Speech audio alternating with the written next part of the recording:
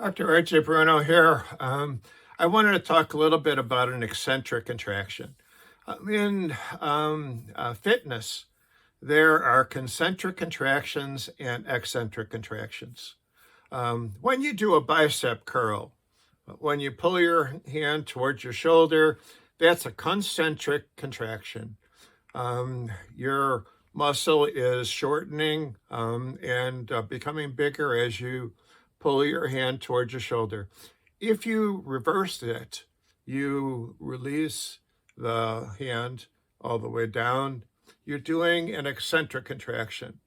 Now, if you're just doing it with your hand, there's no big deal. But if you put a weight in your hand that's heavy enough to give a resistance, when you have to lower this weight slowly, what's happening is the weight is stretching out your muscle, and at the same time, you have to contract the muscle to prevent the weight from falling to the floor. So that's an eccentric contraction. It's a contraction of the muscle along with a stretching of the muscle. Now, this sounds like this is horrible. It's going to cause all kinds of problems. And, you know, the weight trainers know that eccentric contractions cause a lot more muscle damage, and this helps for muscle growth because whenever you cause minor injury to the muscle cells, the body has to repair that damage, and it repairs it by building muscle. So these eccentric contractions are used in weight training. But it's not that uncommon, actually, because every time you take a step when you walk, every time you take a step when you run, you're doing an eccentric contraction. How are you stretching the muscles? Okay, you take that step out and you have the weight of your body that wants to go to the ground. Your muscles of the quadricep and calf muscles have to prevent that from happening.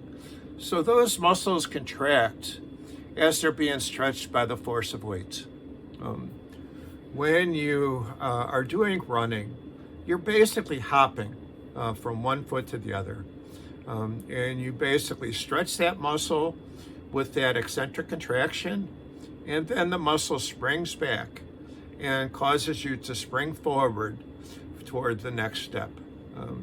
So just like a bunny rabbit, you're hopping, but since you don't have four legs like the bunny, you're hopping with two legs.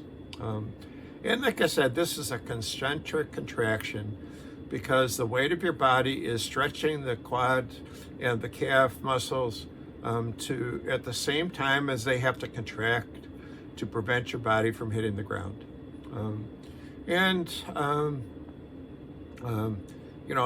So this is something that your body does naturally all the time.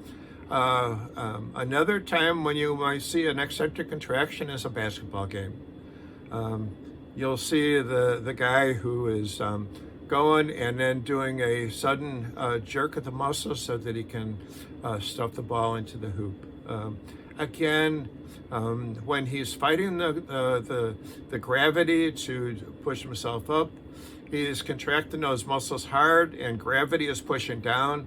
That muscle is stretching. He is going upwards and hitting the ball in the basket. So these are things that people do all the time. Even though it sounds like, I only want to do concentric contractions, it's hard to avoid that. If you're doing a squat, when you are going down in the squat, again, you're doing an eccentric contraction because you have to control your weight so you just don't fall on the floor. Other weight training are similar. That unless you just lift the weight and then throw it, most of the time to get it back to the starting point, you're doing an eccentric contraction. Okay, take care.